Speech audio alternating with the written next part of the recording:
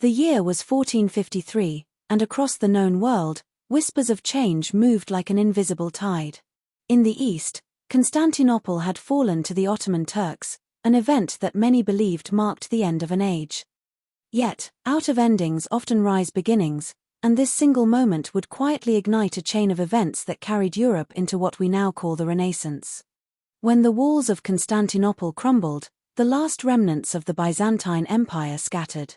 Among them were scholars, keepers of texts that traced their lineage back to Greece and Rome.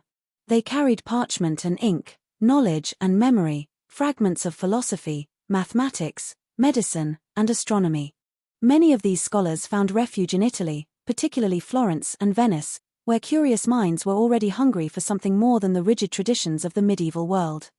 Florence at this time was not merely a city, it was a crucible. The Medici family, wealthy bankers with an eye for both power and prestige, began funding artists, architects, and thinkers. To them, supporting beauty and wisdom was not only a pursuit of culture but also a statement of influence. Behind their palatial walls, transactions of gold turned into transactions of ideas, and the foundations of modern Europe were slowly being laid. One evening in 1469, within the candlelit halls of Florence's libraries, a young apprentice named Lorenzo ran his hand over a newly arrived manuscript. It was a copy of Plato, translated from Greek. The ink smelled fresh, the vellum soft, and the words seemed to shimmer with energy. For centuries, these texts had been buried in forgotten corners of monasteries or locked within the fortresses of Constantinople. Now, they were free, and their arrival felt like the return of a voice long silenced. Lorenzo could not have known it then, but the simple act of reading those words placed him in the center of a revolution of thought. Meanwhile, across town, Filippo Brunelleschi had recently finished one of Florence's greatest marvels, the Dome of Santa Maria del Fiora. This dome was more than an architectural feat, it was a symbol of human potential. Rising without scaffolding, it defied centuries of technical limitations. Its curves caught sunlight at dawn and painted Florence's skyline with quiet grandeur. To those who gazed upon it, the dome was not merely stone and mortar but proof that humanity could transcend what once seemed impossible. As artists and engineers pushed boundaries, another transformation was unfolding. In Mainz, Germany, Johannes Gutenberg had introduced a device that would reshape the destiny of knowledge. The printing press. Before this, books were painstakingly copied by hand, their scarcity making them treasures of the elite. But with Gutenberg's invention, ideas could spread like wildfire. A book that once took years to copy could now be reproduced in weeks, reaching merchants, craftsmen, and even distant villages.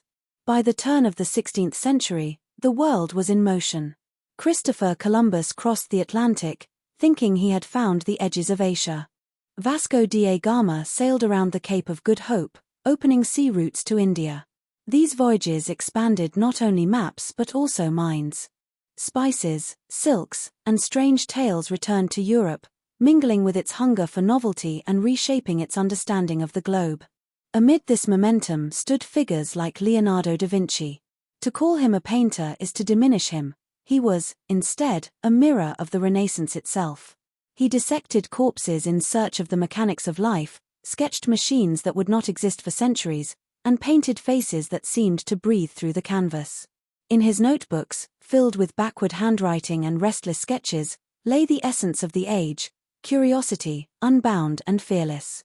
But beyond the dazzling names, Michelangelo, Raphael, Copernicus, there were countless silent architects of the Renaissance.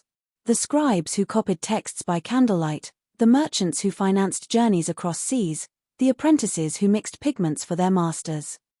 The women who hosted salons where ideas danced over wine, these unsung figures carried the movement forward.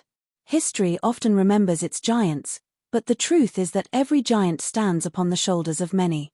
As the 16th century deepened, this intellectual fire began to challenge even the strongest of institutions. The Catholic Church, long the unshakable pillar of authority, found itself facing questions it could not silence.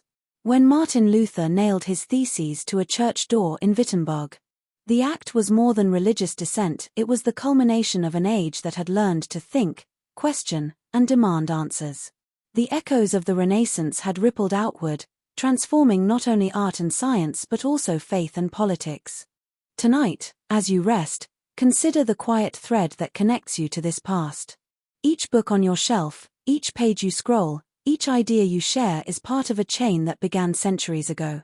The comfort of knowledge at your fingertips, the ability to question and explore, the freedom to imagine a different tomorrow, all of these are gifts inherited from that moment when forgotten manuscripts crossed into Italy, when domes rose against the sky, when presses carved words into paper for the first time.